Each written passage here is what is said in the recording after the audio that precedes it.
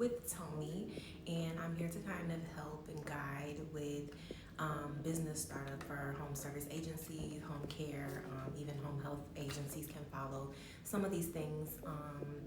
And if you are a return subscriber, I appreciate your support. Please don't hesitate to share with your like-minded friends, comment, like, and in this video, I kind of want to touch on caregivers, how to get caregivers, and just different pointers on caregivers. So initially, if you're looking to hire caregivers, what does that look like? What is the type of caregiver that you want on your team? For me personally, I just want to give you guys an example.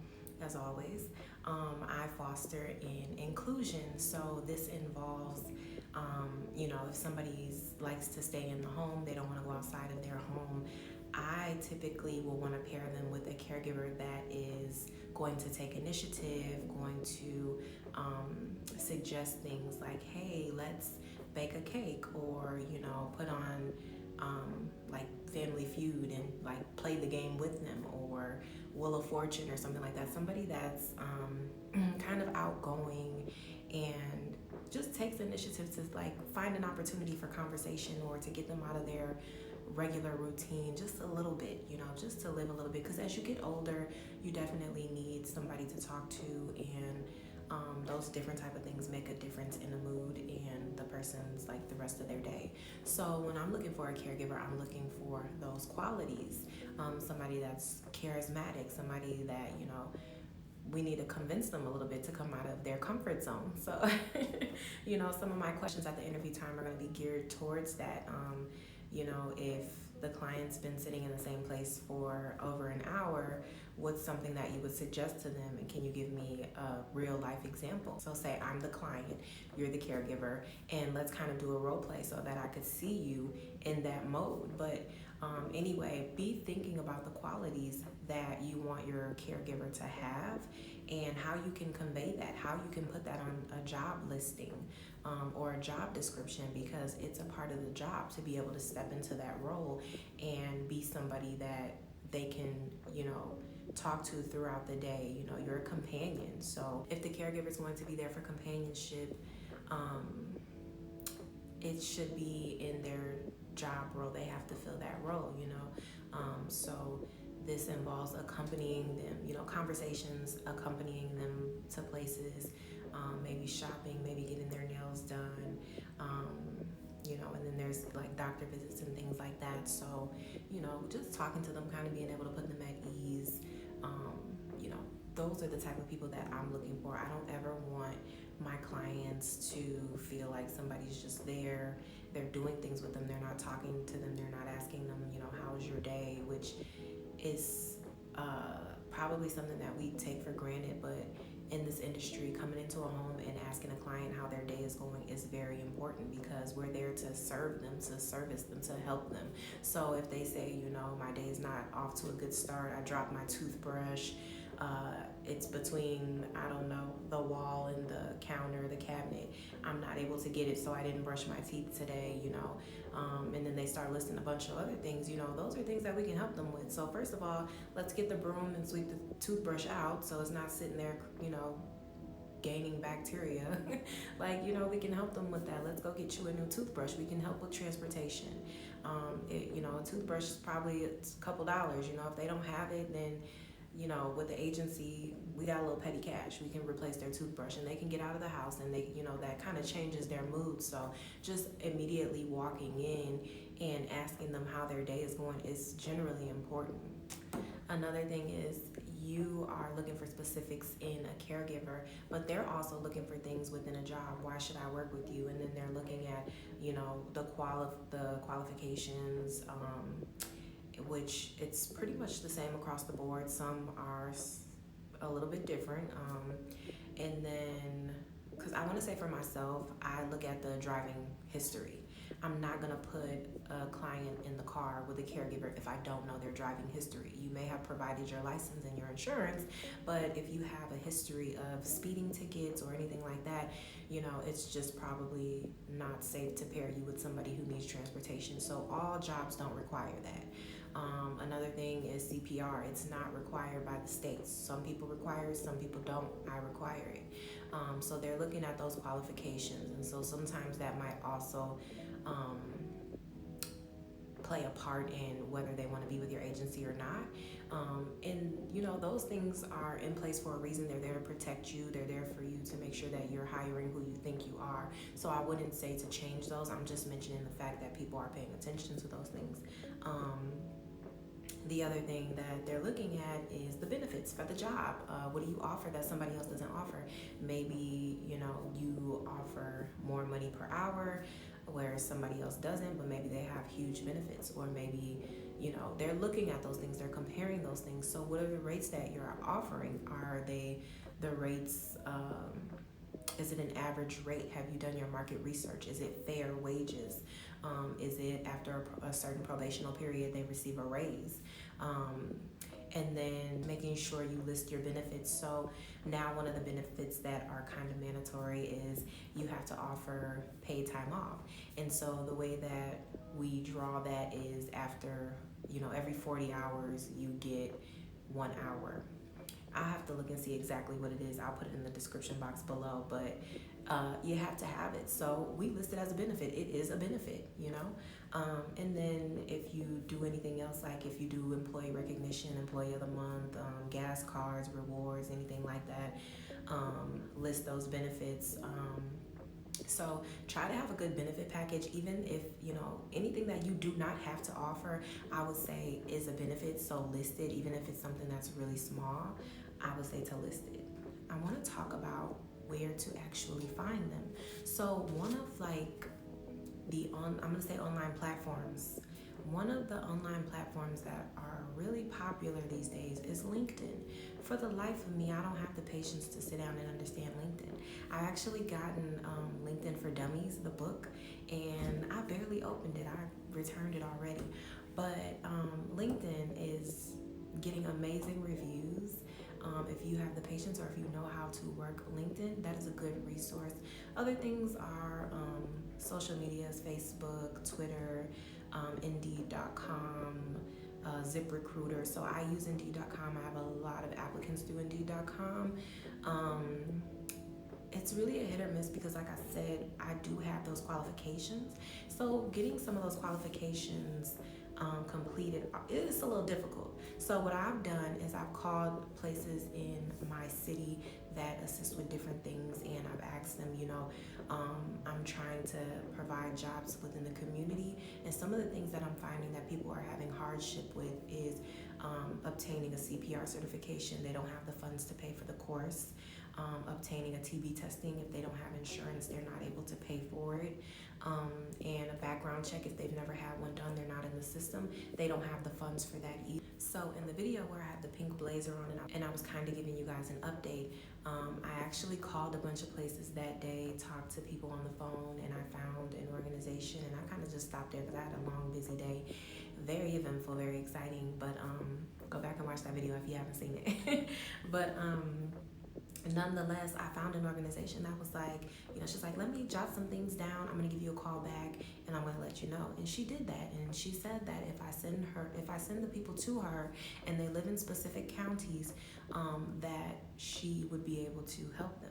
So that is amazing. I'm going to do a new flyer and get that posted. I'm going to broadcast it on social media. And, so those are just some of the things that, take a look at the things that people are having difficulties with and try to see how you can help with that. So one of the things I started with is kind of like, hey, how's it, just checking in, how's it going? I see you didn't turn in a TB test or your physical. I want to make sure they're well and able to take care of my clients. If you have a back injury or something like that, I can't put you with somebody that needs to be transported. I can't have you squatting down to pick things off of the floor. I want to be safe. I want them to be safe. I want the client to be safe, and I don't want a liability. So I require a physical. So I would just check in with them periodically and say, is there something that you need assistance with? Do you not know where to go? Are you, is money an issue? I can try to help you with, whatever's going on.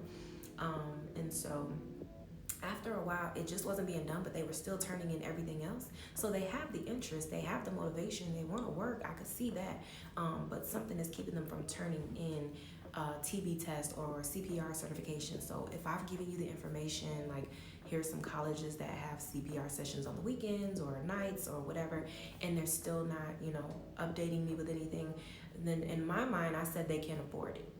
They're looking for a job. Obviously, they need some type of money for something, and so nonetheless, it'll help them. And so I went and searched to see what I could do to help my caregivers. So be mindful and be trying to put those things together to see how you can help yourself, essentially, because if they have the things that they need to turn into you, you have a caregiver, and now you can run your business smoothly. So online platforms, some of the things that you'll see, like payroll, I want to say payroll is the only one I've seen, but they will offer something like a ZipRecruiter or certain credits on different platforms for you to be able to put a job listing out. And so piggybacking off of that, I would say community resources, so job listings. So we can do that on online platforms, but also, and I'm not sure how this is everywhere else, but the unemployment office. So when people are unemployed, they generally have to check into a certain portal where it shows that they're looking for employment, or they at least have an account created. And when they create that account, they have to put in a resume, and they have to fill it out. So it has their previous job history. It has, I guess that sums it up, the job history. So if you put in like CNAs or homemaker or caregiver or anything like that, they'll pop up with a bunch of resumes, and you can send them things and say, hey, I found you on this job listing for the unemployment office. Would you be interested in this particular job? They're not able to turn them down. So they kind of have to entertain it. I mean, you don't want somebody who doesn't want to work, but you can reach out to them, and then people will reach out to you as well. So those are good sources to gain caregivers.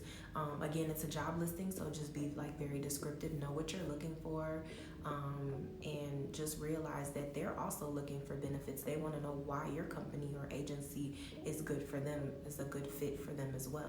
Another resource I'm going to say is the public aid office. So I think I talked about this before.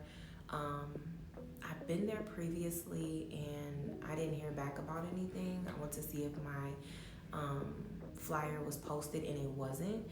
So something that I did, I went back home and I recreated my flyers because things have changed.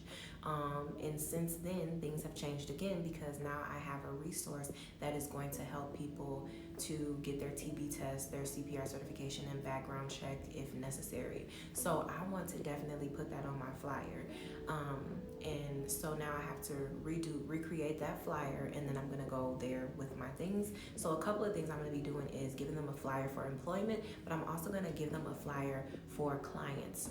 Another thing is poster boards. So this could be in colleges, and I would ask first. For permission to post anything. At one of the colleges that I went to, they actually told me that I cannot create a job listing for them or post on the school board because it involves the caregiver going into someone's home in a personal space, and because of that, they don't feel safe about it. I did mention to them, I'm licensed, so I have to follow certain state regulations. I have to go into the home and make sure it's safe for the client and the caregiver. I have to check in often to make sure the caregiver is safe and feels okay, and same with the client. I have insurance and things like that, and they said even with all of those things in place, we still would not accept your job listing. So that's one thing. Other places I have not had issues with, they have taken my information, they've taken my flyer, I've emailed it to them. I've emailed like a brief description of the job. So they've taken all the information that they asked me for, I sent over to them, and they have posted it for me. Except the unemployment, I had to create an online account and then post all my own things, and they approved it. So any poster boards in the community, in schools, I would say CNA schools, call them, ask So I went to CNA school, and I just sent an email like, hey, since I've been in school, I've opened my own home service agency. So I hire caregivers to go out into the community and help seniors with their ADLs and things like that. And so just kind of like giving them a heads up, and they want to hear about your success story as well. And she was like, you know what, that is amazing. Would you like to post a flyer for employment or anything? And I was like, I would love to. I think I asked her actually, and she was like, I'll do you one better. Would you like to come in and talk to my students? So now when I call CNA schools or schools that have that offer CNA, I ask them if there's a time that I could come in to talk to their students. Similarly to that, I'm going to say job fairs in the library. So my library sends out a news feed oftentimes, and I just so happened to call one day and ask like, hey, if I wanted to do like an educational session or hiring or caregivers, how to be ready, or just educating the caregivers even to let them know like, hey, did you know you can have insurance on yourself even though you're a caregiver working for somebody else and they have workers' comp? Like just bringing them some type of information and being able to say, by the way, I have a home service agency if you're looking for additional hours, or the holidays coming up, if you want to pick up more hours, or if you need another job, we are absolutely hiring, taking applications, and having some on hand, having a QR code or whatever it is to be able to get them on board. But having some of those fairs, joining fairs, creating your own opportunities out of nothing is definitely going to help you to be able to get some caregivers on board. Even maybe with like the unemployment office, if they have specific fairs, you can see if you can attend those. Sometimes they have vendor tables, sometimes it's free, sometimes you pay. So if it's something that you're able to invest in at the time and you definitely want to, just do it once to see how you like it, what you didn't like about it, and next time you can ask those questions before you actually invest again. So last time I had this experience, I was wondering, this time, do you have something for XYZ? You'll know how to fill it out next time. But definitely attending those. I'm gonna go back to social media because it's a little bit more information on social media than I mentioned previously. So specifically on Facebook, I have a business profile as well. And I always have a Facebook event going, and it's a hiring event. I label it hiring event. So anytime somebody's seeing their events pop up, or if they go to events, they're always going to see my agency. So they're getting familiar with it. I know sometimes it could be dismissive, so I study psychology. So if somebody always hears something or always sees something, they kind of start to develop a disregard for it. But initially, they'll know that, if they're seeing it, it's a visual that they'll always have. Or somebody mentions home care, they'll be like, oh, I've seen that somewhere, I know of that from somewhere. Or if they have a good memory, then they'll be like, oh yeah, ABC Home Care, they're on Facebook all the time. And so also the stories go really far. Posting's not that much, but the stories go really far. I see a lot of views in my stories. So I'm gonna say, some days I take off on my personal. I don't post a lot on my personal Facebook page. I post a lot of updates or, good things happening in my life, if I'm spending time with my family, things like that. Where I post that is in my stories.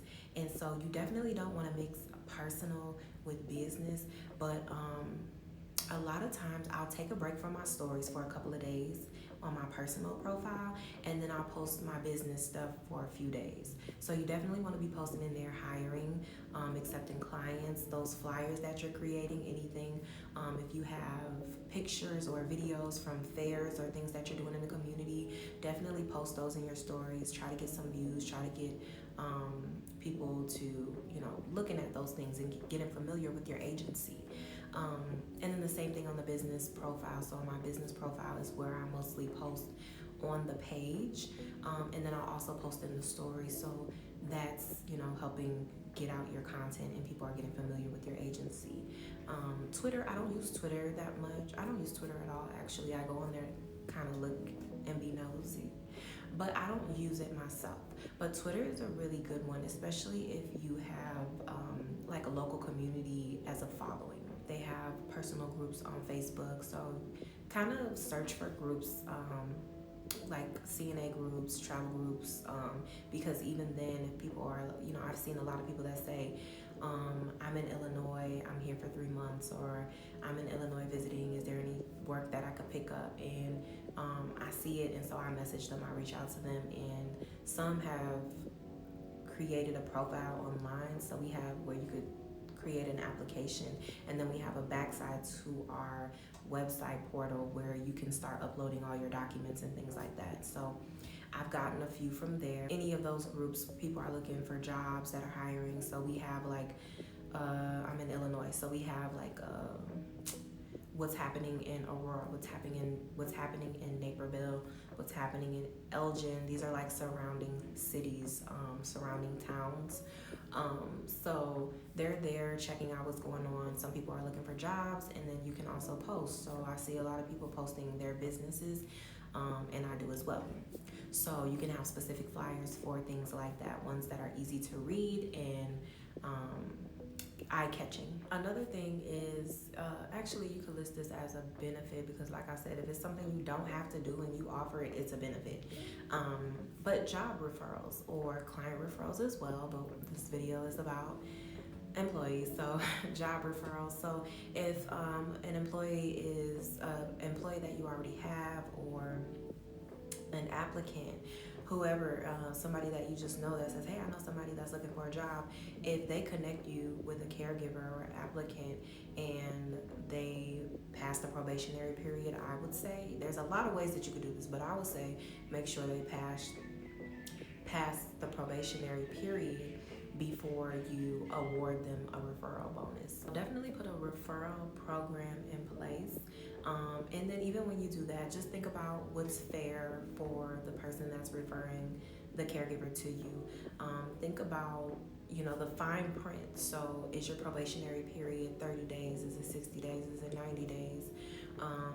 Does the caregiver have to be with them for 1 year? And just think about the fine print so that they know, so that they're not upset. Like, hey, I gave you this person's name and number and you didn't give me my $50. So you don't want situations like that. The last thing I'm going to leave you with, I'm going to say advertisement. So again, it depends on what you can afford or not. You could have billboards, you could do commercials, you could do local commercials, you could do ads on like YouTube, Facebook, things like that. You could just do postings or sharing your stories. Like I said, they go a long way. But as most of you know, I'm going to be showing you how I did my commercial. If you have not seen my commercial, I did post it on my YouTube shorts, so you could take a look at that. So that is like my local commercial, and I used it to post on social media rather than like TV. So I think, and I still have to double check, but I think for me to post that on TV, I have to change the format. So I'm still looking into that, and actually that's why I haven't done my commercial or shown you guys how to do it yet, because I need to do it according to TV, because I'm trying to be on TV, okay? I'm trying to be on the big screen, luckily. So, and I want that to be an option for you guys as well. So that is what's like holding me back from doing that video. But yes, so a commercial, you could just do like how I'm sitting here talking to y'all. You can definitely put on something professional, have a nice, clean, clear background, and just talk to your audience, whoever that may be. Introduce yourself a little bit, introduce the agency, let them know your services, and kind of wrap it up from there. But I'm gonna say that's a good way to gain some employees as well. You could do it for hiring, you could do it for gaining clients. I will have that for purchase on the website sooner than later, just showing you how to create the commercial the way that I did, like implementing seniors' photos in the background. I had like videos, I had bullet points. You would see like a caregiver helping a client, but then I would be talking in the background. You wouldn't see me. So I will be helping you guys through that. But I think that's all. I had some notes. I barely looked at them. I just didn't want to forget anything. But yeah, that's all for this video today. You guys comment down below if you have any specific questions. and I will create a dedicated video answering your questions. Other than that, like, comment, share, check out the website. There's always something new on there. The Facebook group, I will link it in the description below. You can ask questions in there. They might be a little bit more in depth than these videos. So yeah, don't forget to subscribe, and I will see you guys in the next video.